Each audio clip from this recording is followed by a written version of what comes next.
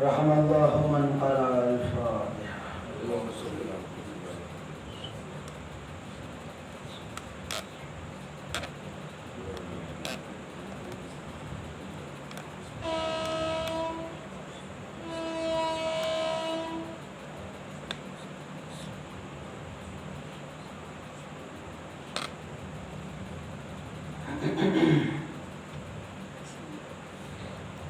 لا حول ولا قوة إلا بالله العلي العظيم.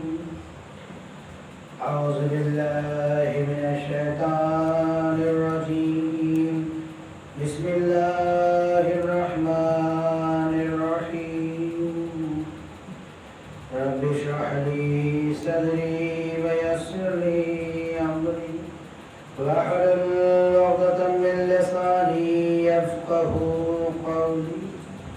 الحمد لله الذي هدانا لهذا وما كنا لنهتدي لولا أن هدانا الله. لقد جاءت رسل ربنا بالحق والصلاة والسلام والتحية والإكرام. أسلم ما في الوجود سراح نقطة دائرة الوجود من يومنا هذا إلى يوم الدين. أما بعد، فقد قال الله الحكيم في كتابه الكريم والفرقان الحميد قوله الحق. بسم الله الرحمن الرحيم.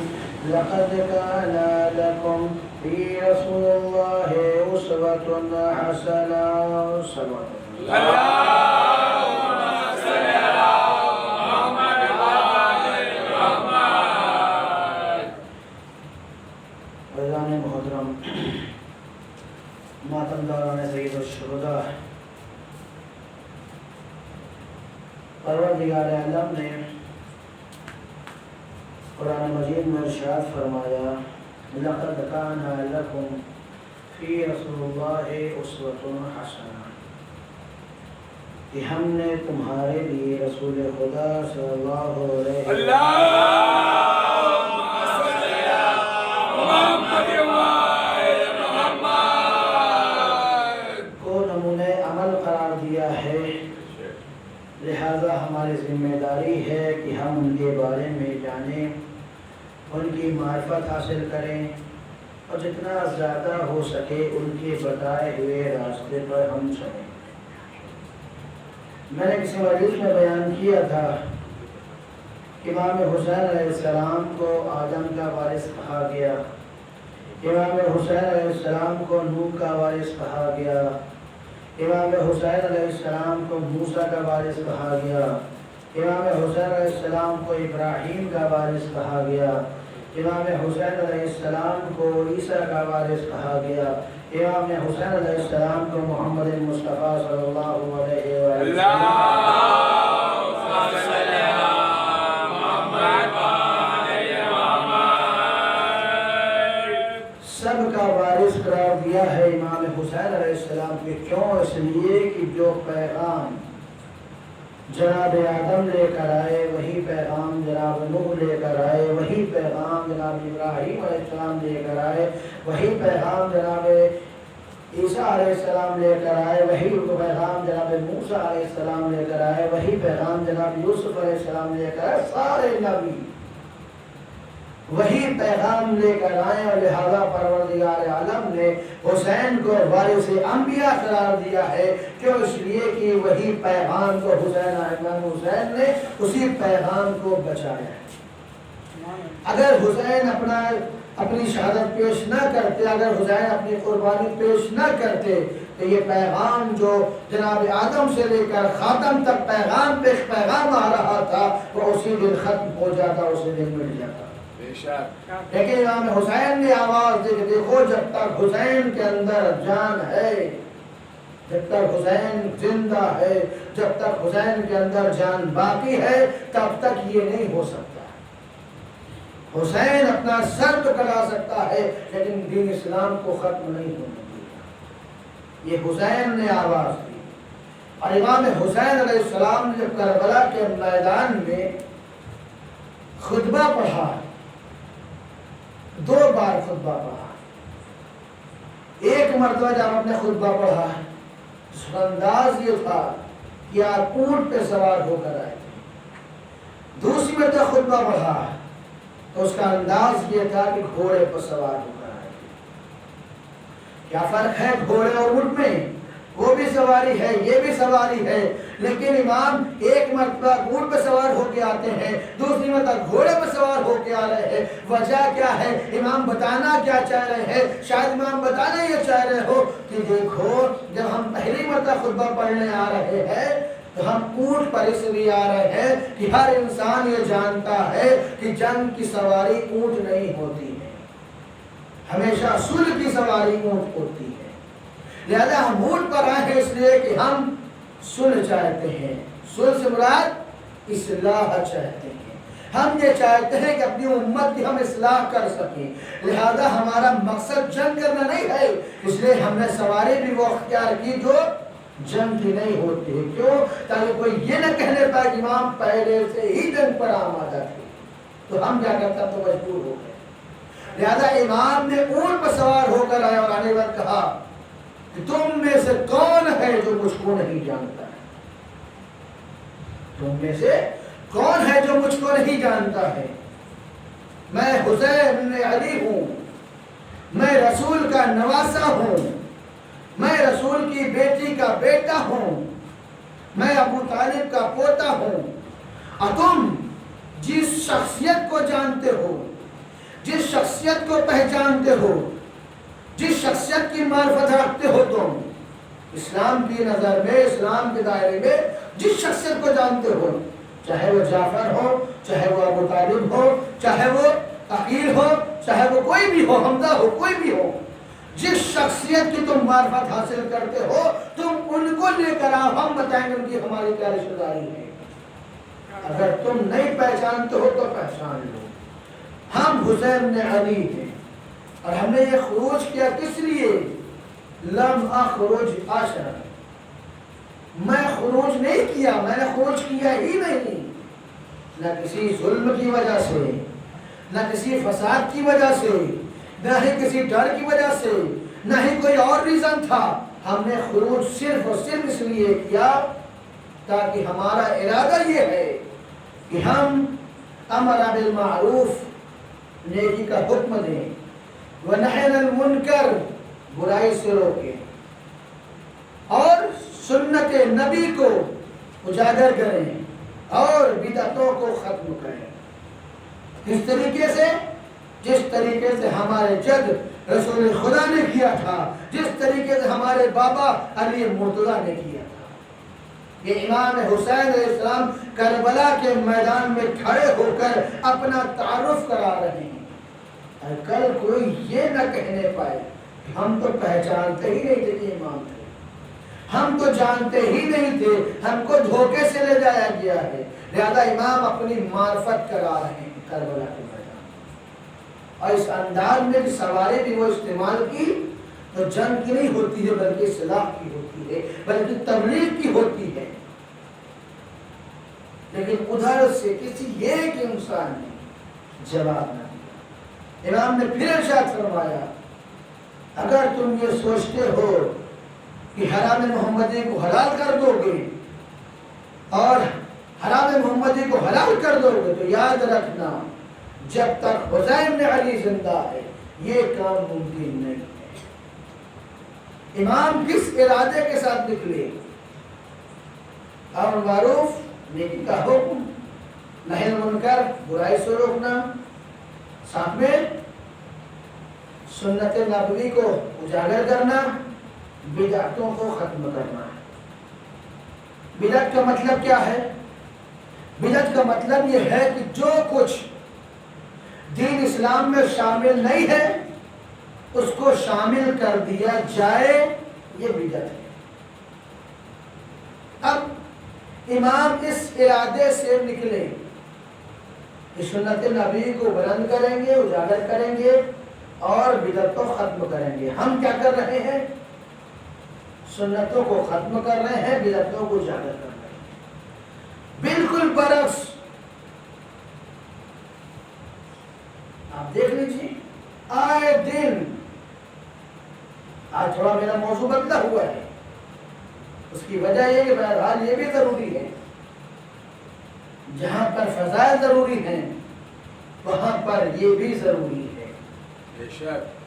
اس لیے کہ جب تک یہ نہ بیان کیا جائے گا لوگوں کو معلوم کیسے چلے کیا صحیح ہے کیا غلط ہے، امام کا مقصد کیا تھا، امام کا ہدف کیا تھا، امام کیوں اپنی گردن کٹائی، امام کیوں شہید ہوئے، امام نے اپنی اتنی بڑی قربانیاں کیوں پیش کی، کیا وجہ تھی،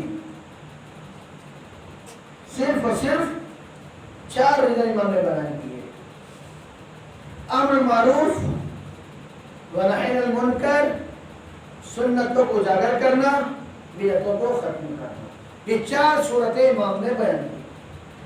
ہم نے کیا کیا؟ ہم نے یہ سوچا کہ 1400 سال سے روزائی چلی آ رہی ہے، لہذا بہت ہی معذرت کے ساتھ اس عزادارے میں ہم کچھ نیا پن ڈالیں، کچھ نئی چیز ڈال دیں تاکہ ہمارے یہاں نام ہو، تاکہ ہمارا نام روشن ہو، تاکہ پوری دنیا میں چرچا ہو جائے کہ فلاں صاحب کا یہ کام ہوا، فلاں صاحب کیا یہ ہوا، یہ نئی چیز ہوئی۔ آپ آئے دن ابھی ویڈیو آنا شروع ہوئے گی، جیسے تو محرم پڑھتا جائے گا، ویسے روزانہ ویڈیو آئیں گی، کبھی فیس بک پہ تو کبھی واٹس ایپ پہ تو کبھی انسٹاگرام پہ، روزانہ کوئی نئی ویڈیو آتی رہیں گی۔ 72 علم نکالنا، میں 8 محرم کی بات نہیں کر رہا ہوں، میں اس مطلب سے کوئی الٹا مطلب نہ نکالیں۔ 8 محرم میں ہوتا کیا ہے کہ 8 محرم میں ہم جو علم نکالتے ہیں وہ 72 نہیں بلکہ انگنت ہوتے ہیں۔ اس کی وجہ یہ ہے کہ ہر گھر سے ایک علم رہتا ہے۔ ہم یہ بتانا چاہتے ہیں کہ دیکھو کربلا کے میدان میں جناب عباس علیہ السلام علمدار تھے، لہذا ہمارے ہر گھر میں ایک علمدار موجود ہے، لہذا اس کا غلط مطلب نہ لیجیے گا۔ 72 علم یعنی جلوس کی شکل میں ایک گھر سے ایک مجلس سے 72 علم نکالے جا رہے ہیں۔ اس کی مناسبت کیا بتائی گئی؟ چونکہ 72 شہداء تھے۔ اب انصاف سے بتائیے آپ کسی لشکر میں کتنے علمدار ہوتے ہیں؟ ہر لشکر میں ایک علمدار ہوتا ہے۔ جب تک مولائے کائنات باحیات تھے تب تک ان کے ہاتھ میں علم رہا۔ جب مولائے کائنات اس دنیا سے چلے گئے، شہید ہو گئے، مولا عباس کے ہاتھ میں علمدار علم آیا، لہذا جب تک وہ زندہ رہے کوئی تیسرا نہ آیا۔ تو کتنے تھے؟ ایک تھے۔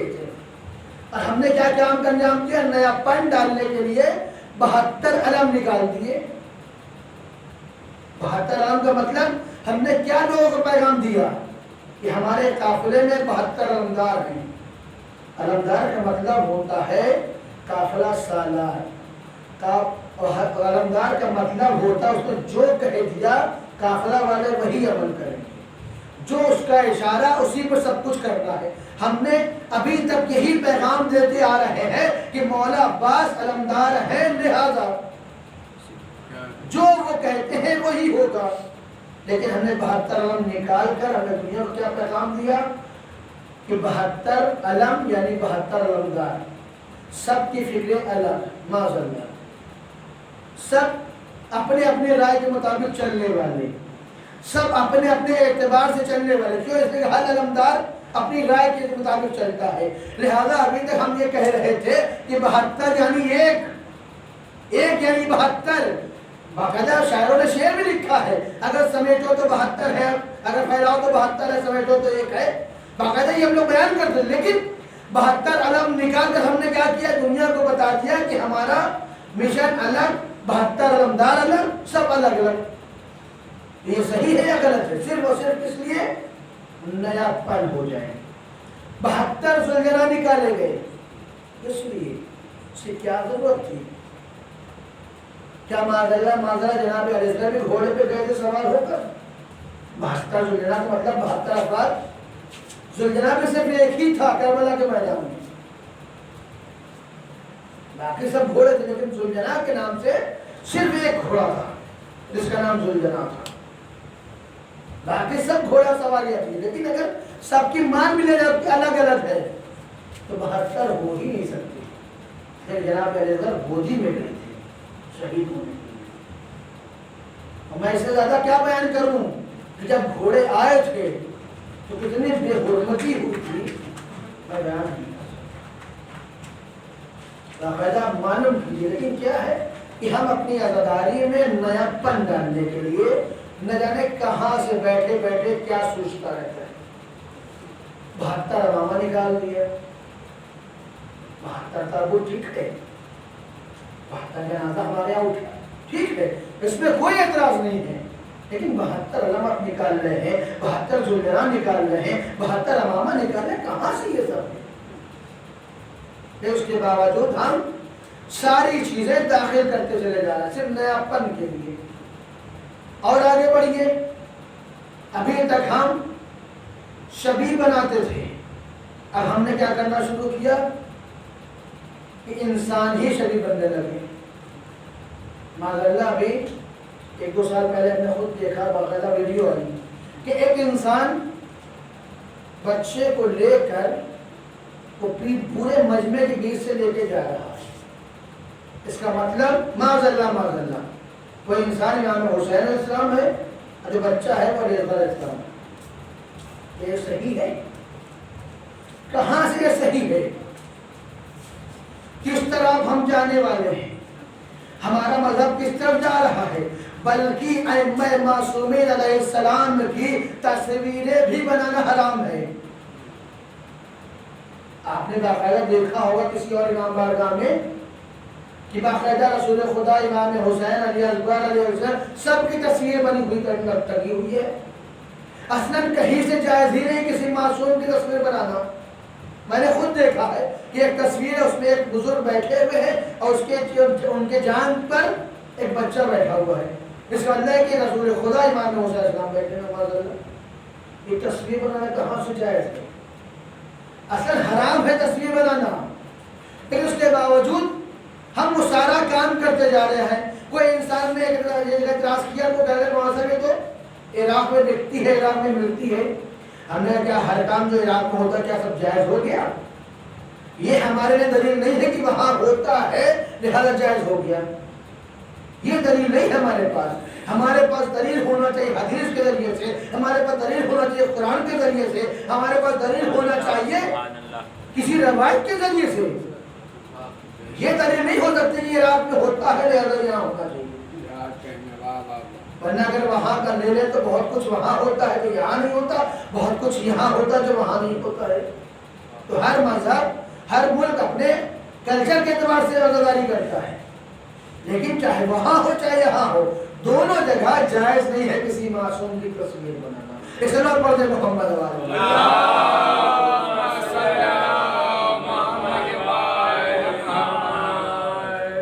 لہذا امام حسین السلام نے کیا کہا کہ ہم امر معروف و نہی عن المنکر، سنتوں کو اجاگر کرنا ہے، بدعتوں کو ختم کرنا ہے. یہ امام حسین السلام ارادہ و عزم کے ساتھ نکلے تھے کربلا کے میدان کے لیے. صرف یہی ارادہ تھا، اس کے علاوہ کوئی اور ارادہ نہیں تھا. لیکن ہم آئے دن نئی نئی چیزیں، آئے دن نئی نئی باتیں عزاداری میں شامل کرتے جا رہے ہیں. جو بزرگ حضرات ہیں وہ بہرحال ہماری بات کی تائید کریں گے کہ پہلے جب جیسے محرم کا چاند نمودار ہوتا تھا کپڑا خریدا تو بہت دور کی بات ہے. ہم جو بزرگ لوگ ہیں وہ بتائیں گے کوئی انسان چارپائی پہ نہیں بیٹھتا تھا، چارپائیاں الٹ دی جاتی تھی کہ آج سے اسی طرح سونا ہے، آج سے اسی طرح بیٹھنا ہے. کپڑا خریدنے کی بہت دور کی بات ہے. جو پرانا کپڑا ہے اگر رنگ اتر کے اسی کپڑے کو رنگ ہوتا تھا. عورتیں رنگ کرتی تھی گھر میں بیٹھ کر. اور آج جیسے ہی محرم نزدیک آنے لگتا ہے روزانہ شاپنگ شروع ہو جاتی ہے. کبھی لال، کبھی کالا کپڑا، کبھی دوپٹہ، تو کبھی شلوار، تو کبھی جمپر، کبھی کچھ روز لانا.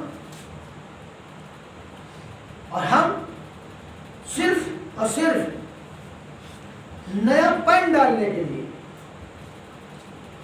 تاکہ ہماری مجلس کے لیے نام ہو، ہماری مجلس میں شہرت ہو، لہذا کچھ نئی نئی چیزیں کرتے رہتے ہیں. اب ایک صاحب مولانا ظہر قائم صاحب سے انہوں نے خود اپنا واقعہ بیان کیا کہ ایک جگہ ہم مجلس پڑھنے گئے تھے، ایک وکیل صاحب سے انہوں نے کہا کہ حضور آج کوئی نیا مصحف پڑھیے گا، حضور آج کوئی نیا مصحف پڑھیے گا. ظہر قائم صاحب تھے، ہمارے جیسے ہوتے تو ٹھیک ہے، کام سنتے، کام سے نکال دیتے، ہم کو جو پڑھنا ہے وہ ہم پڑھیں گے. لیکن ظہر قائم صاحب کے پیچھے ہٹنے والے کیوں تھے بیچارے؟ انہوں نے کہا ٹھیک ہے ہم نیا مصحف پڑھیں گے. فضائل پڑھ لی، جیسے ہی مصحف پڑھنا شروع کیا، کہا امام حسین السلام کربلا کے میدان میں شہید ہوئے، تو شہید کرنے والے کا نام یہ وکیل صاحب ہے. اب ہر آدمی تعجب سے دیکھ رہا ہے، کیا مطلب؟ کہ انہوں نے کہا نیا مصحف پڑھنا، لہذا نیا مصحف آئے کہاں سے؟ انہوں نے کر دیا نیا مصحف ہو گیا. ہم خود ہی کہتے ہیں کہ نئی باتیں پڑھی جائیں، ہم خود ہی کہتے ہیں نئی چیزیں ڈالی جائیں. کیا ہمیں رونے کے لیے نئے مصائب کی ضرورت ہے؟ کیا ہمارے دلوں میں محبتیں کم ہو گئی ہیں؟ کیا ہمارے دل سے وہ محبت ختم ہو گئی ہے کہ جب امام حسین کا نام سنتا تھا آنکھوں میں آنسو آ جاتے تھے؟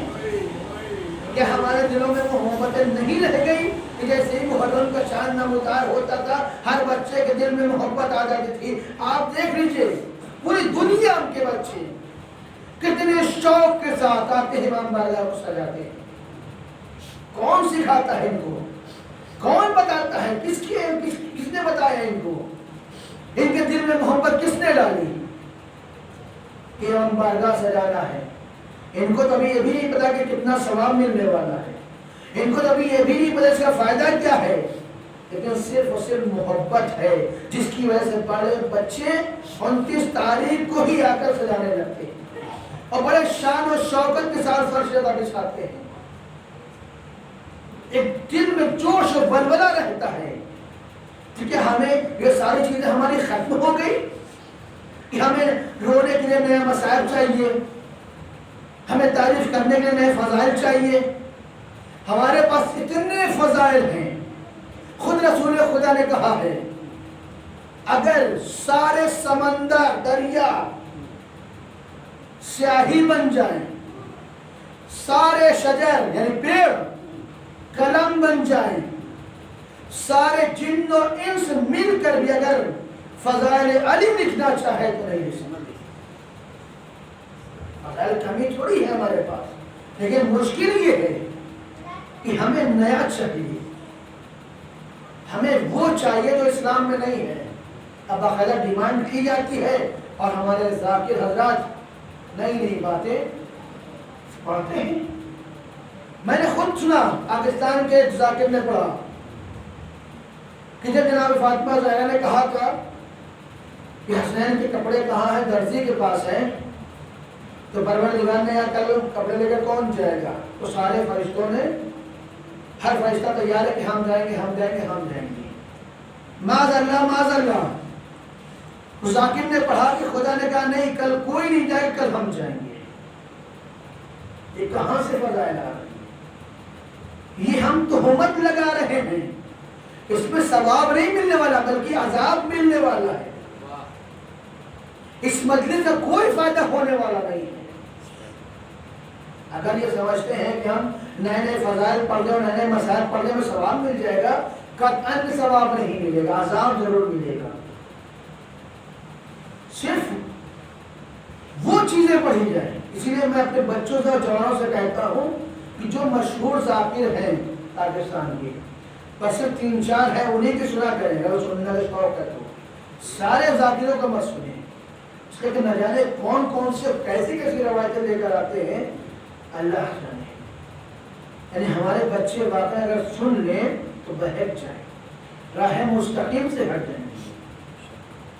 تو تصور کیجئے کہ پروردگار عالم کو در زہرا کو بلا رہے ہیں. ہے کوئی بات؟ اور تعجب اس ذاکر سے زیادہ نیچے جو تقریباً 1000-2000 کا مجمع رہتا ہے اور وہ گھٹنے پر کھڑے ہو کے واہ واہ کرتے ہیں۔ الہ آباد میں کوئی ایسے پڑھ کے چلے جائے، دیکھیے پھر پڑھنے نہیں دیا تھا، روک دیا جاتا ہے وہیں پہ۔ پڑھنا ہے قاعدے سے پڑھیے ورنہ اتر آئیے۔ جب ایسا ہوگا تب ہماری قوم راہ مستقیم پر جائے گی۔ لیکن اگر ہم خود چاہیں گے کہ ہم نیا پن لائیں، ہم نئی چیز بات سنیں، تو پھر اس کے لیے نئے ذاکر آئیں۔ باقاعدہ الہ آباد میں ہو چکا ہے، شاید پچھلی بار کیوں سال ہوا تھا، ایک ذاکر لکھنؤ سے آئے تھے، اب وہ پتہ نہیں کہاں کی باتیں کیا باتیں شروع کر دی۔ ایک صاحب کھڑے ہو گئے، حضور فضائل پڑھیے، فضائل اہل بیت جو حقیقت والا ہے اس کو پڑھیے، نہیں پڑھنا مسائل پر اتر نہیں، ختم۔ جب ہمارے اندر یہ جذبہ پیدا ہوگا کہ ہم فضائل وہ سنیں جو حقیقی ہے، ہم فضائل وہ سنیں جو واقعی ہوا ہے، ہم فضائل وہ سنیں۔ بعض لوگ کہتے ہیں کہ اتنے فضائل ہیں، اتنے زیادہ فضائل ہیں، آپ کو علم ہی نہیں ہے، آپ کو پتہ ہی نہیں ہے، آپ نے کتاب ہی نہیں پڑھا ہے۔ اگر لوگ اعتراض بھی کرتے ہیں کہ فضائل بہت زیادہ ہیں، لوگوں کو معلوم نہیں، ٹھیک ہے فضائل زیادہ ہیں، فضائل بہت زیادہ ہیں، اس کا مطلب یہ نہیں ہے کہ فضائل پڑھی جائے، فضائل بنائی جائے۔ اس طرح پڑھتے محمد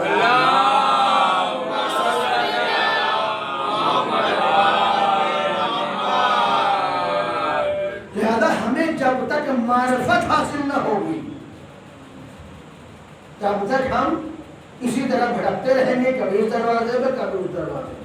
لیکن جس دن معرفت حاصل ہو جائے گی اس دن ہم راہ مستقیم پر پہنچیں گے۔ جس دن ہمیں معرفت حاصل ہو جائے گی اس دن رسول خدا کو اپنے لیے ہم نمونے عمل کر دیں۔ کہیں سے کوئی انسان یہ تصور نہ کرے کہ رسول خدا سے بڑا کوئی انسان ہو سکتا ہے، کبھی خیال میں بھی تصور نہیں آنا چاہیے۔ اس لیے کہ رسول خدا سے بڑا کوئی نہ کبھی تھا، نہ ہے، نہ کبھی رہے گا۔ سب سے افضل ہمارے نبی ہیں، انہیں کی معرفت حاصل ہونا چاہیے۔ جناب ابو ذر اور جناب سلمان میں گفتگو ہوتی ہے، کیا گفتگو ہو رہی ہے؟ جناب سلمان کہتے ہیں ابو ذر ہمارا اعتقاد یہ ہے کہ سب سے افضل ہمارے نبی ہے، اس کے مولا کائنات ہیں، اس کے فاطمہ زہرا ہیں، اس کے امام حسن اسلام، اس کے بعد امام حسین السلام۔ لیکن جتنی محبت حسین سے ہے اتنی محبت کسی اور سے نہیں ہے۔ کہیں ایسا تو نہیں کہ ہم کوئی گناہ انجام دے رہے ہیں۔ ایسے یہ سننا تھا۔ ابو ذر مسکرائے، مسکرا کہتے ہیں جو حال تمہارا ہے وہی حال میرا بھی، جو حال تمہارا ہے وہی حال میرا بھی ہے۔ آؤ اس کا مسئلہ امام حسن صاحب خدمت میں چل کے معلوم کرتے ہیں۔ پہنچے امام حسن کی خدمت میں، اب پہنچنے کہتے ہیں کہ امام حسن اسلام ہمارا عقیدہ یہ ہے کہ سب سے افضل رسول خدا ہے، اس کے مولا کائنات ہے، اس کا فاطمہ زہرا ہے، اس کا ذات ہے، اور اس کے بعد امام حسین اسلام ہیں۔ لیکن ہمیں جتنی محبت حسین سے ہوئی ہے اتنی محبت کسی اور سے نہیں ہے۔ کیسا تو نہیں کہ ہم کوئی گناہ انجام دے رہے ہیں۔ یہ سننا تھا کہ امام حسن صاحب مسکراتے اور کہتے ہیں جو حال تمہارا ہے وہی حال ہمارا ہے۔ آؤ چل کر بابا جان سے معلوم کرتے ہیں۔ اب تینوں حضرات پہنچے مولا کائنات خدمت میں، اپنے ہاتھوں کو جوڑا، کہا مولا ہمارا عقیدہ یہ ہے کہ سب سے افضل رسول خدا ہیں، اس کے بعد امام، اس کے بعد مولا کائنات ہیں، یعنی آپ ہیں، اس کے جناب فاطمہ زہرا ہیں، اس کے امام حسین اسلام، پھر امام حسین اسلام۔ لیکن ہم تینوں کو جتنی حسین سے محبت ہو گئی ہے اتنی کسی اور سے نہیں ہوئی۔ کیسے نہیں کوئی گناہ انجام دے رہے۔ مولا کائنات مسکراتے اور آواز ہے جو حال تمہارا ہے وہی حال میرا۔ ہاں آؤ چل کر رسول خدا سے معلوم کر لیا تھے۔ چاروں حضرت پہنچے رسول خدا کی خدمت میں۔ اب پہنچنے کہتے ہیں ہاتھوں کو جوڑا کہ یا رسول اللہ ہمارا سب کا عقیدہ یہ ہے کہ سب سے افضل آپ ہے، اس کے مولا کائنات ہے، پھر جناب فاطمہ زہرا ہے، پھر امام حسین صاحب ہے، پھر امام حسین صاحب ہے، لیکن ہمیں جتنی محبت حسین سے ہے، جتنی والہانہ محبت حسین سے ہے، اتنی محبت کسی اور سے نہیں ہے۔ کہیں ایسا تو نہیں کہ ہم کوئی گناہ انجام دے رہے ہو، یہ سننا تھا۔ رسول خدا مسکراتے ہیں اور آواز دیتے ہیں جو تم سب کا حال ہے وہی ہمارا بھی حال ہے۔ ارے کیوں نہ ہو، میرا حسین ہے ہی ایسا جو اس کی معرفت حاصل کرتا جائے گا وہ اس سے محبت کرتا جائے گا۔ اللہ پڑھ دے محمد و آل محمد۔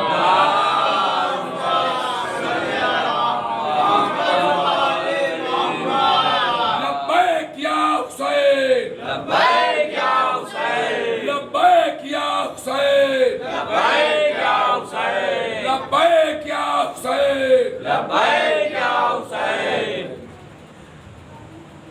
جو حسین کی معرفت حاصل کرتا جائے گا وہ حسین کے دروازے پر، حسین کے در پہ آتا جائے گا، حسین سے محبت کرتا جائے گا۔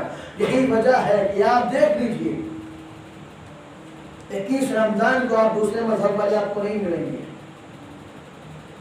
17 ربیع الاول کو آپ دوسرے مذہب والے آپ کو نہیں ملیں گے، 28 صفر کو دوسرے مذہب والے آپ کو نہیں ملیں گے، لیکن 10 محرم کو ہر انسان، ہر مذہب کا آدمی آپ کو ملے گا۔ کیوں؟ وہ تو خدا کو خدا بھی نہیں مان رہے ہیں، وہ تو رسول کو رسول بھی نہیں مان رہے ہیں، وہ تو دین اسلام کو ہی ماننے کے تیار نہیں ہے، پھر حسین کو کیوں مان رہے ہیں؟ اس لیے کہ حسین نے انسانیت کو بچایا ہے، حسین نے انسانیت کو بچایا ہے، حسین نے بتایا ہے کہ دیکھو ظلم سے آگے کھڑے رہنا چاہیے، کبھی ظلم سے ڈرنا نہیں۔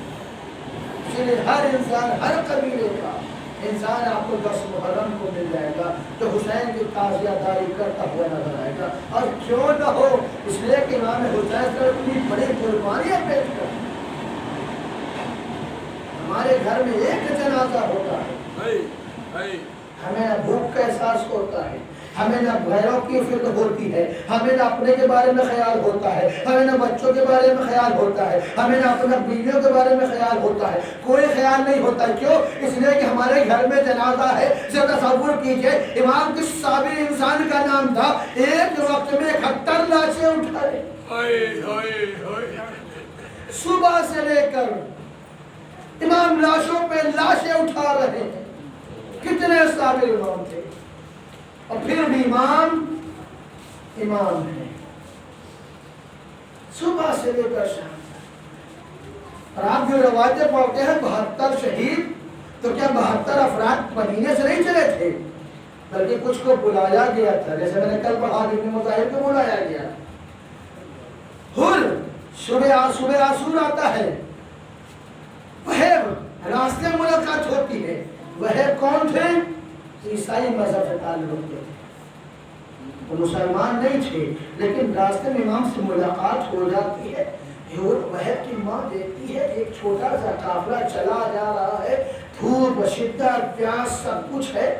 وحید کی ماں طرف جاتی ہے، پوچھتی بیٹا جا کر دیکھو کس کا قافلہ ہے، اتنی تیز دھوپ میں جنگل بیابان میں چلا جا رہا ہے، کچھ چھوٹے چھوٹے بچے ہیں، عورتیں ہیں، جا کر ذرا معلوم تو کرو۔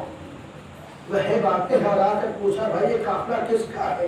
اصحاب نے بتایا حسین نے علی کا قافلہ ہے۔ کہاں جانے کا ارادہ ہے؟ کہا کربلا کے میدان جا رہا ہے۔ سارا واقعہ بتایا، وہ واپس آئے، اپنی ماں سے کہتے ہیں ماں یہ نبی کا نواسہ ہے۔ کہا اتنے صحرا میں کہاں ارادہ ہے، کہاں جا رہے ہیں؟ کہا کربلا کے جنگل میں جا رہے۔ کہا وجہ کیا ہے؟ کہا ان کی امت والوں نے انہیں رہنے نہ دیا۔ یہ سننا تھا۔ وحید کی ماں جو عیسائی مذہب سے تعلق رکھتی تھی، اس نے کہا کہ ہم حسین کے ساتھ چلیں گے۔ وہ اس نے اپنے قافلے کو حسین کے قافلے سے ملا دیا اور کربلا کے میدان میں پہنچی ہے۔ جب شب عاشور آتی ہے، وحید کی ماں وحید کو بلاتی ہے اور آواز دیتا ہے وحید دیکھو کل قربانی کا دن ہے، کہیں ایسا نہ ہو کہ تم پیچھے رہ جانا، بنی ہاشم کے جوان پہلے چلے جائیں اور میں شہزادے کو کیا منہ دکھاؤں گی، ارے تم سب سے پہلے جا کر قربان ہو جاؤ۔ یہ ماں سمجھا رہی ہے شب کی تاریکی میں۔ صبح نمودار ہوتی ہے، ماں نے بیدار کیا، ماں نے جھنجھوڑا، اے وحید قربانی کا وقت شروع ہو گیا ہے، تم جاؤ، خدا حافظ، ہماری طرف تم قربان ہو کر جاؤ، قربان ہو جاؤ۔ یہ سننا تھا۔ وہ اپنی زوجہ کے پاس آتے ہیں، زوجہ اور شوہر میں گفتگو ہونے لگتی ہے۔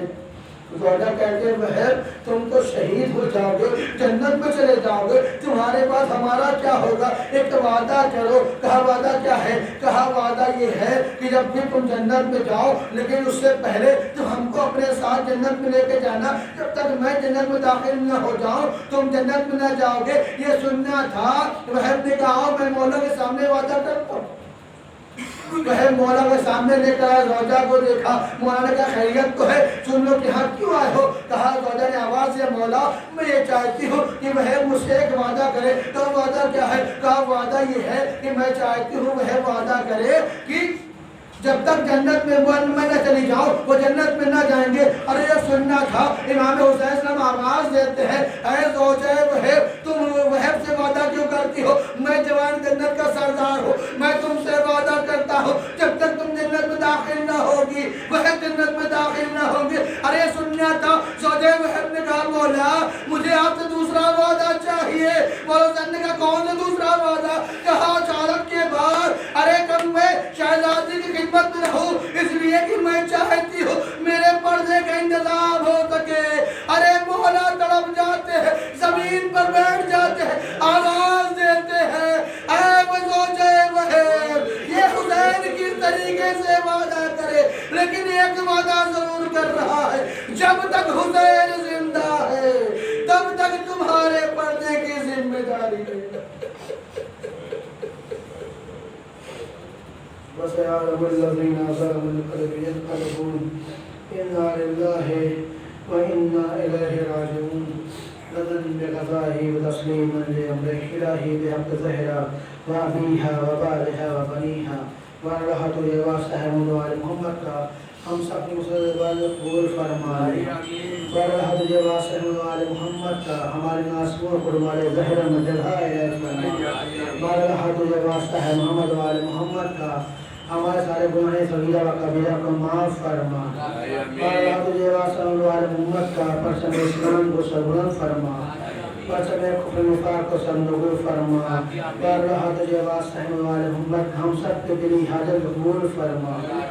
بارگاہ تجھے واسطہ ہے محمد والے محمد توفیق عنایت فرما کہ ہم زیادہ زیادہ ذکر حسین و مصائب حسین و گریہ حسین و حق کی گریہ ہم ادا کر سکیں۔